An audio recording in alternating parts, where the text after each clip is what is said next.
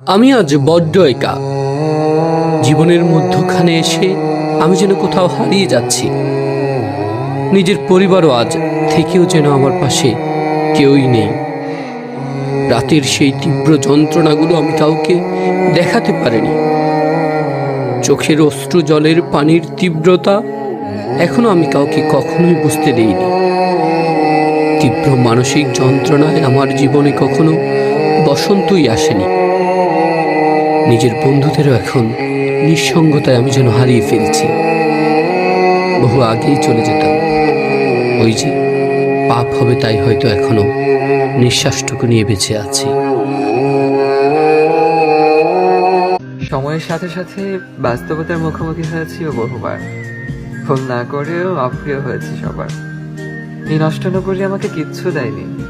মানুষ হিসেবে কি চেয়েছিলাম আমি?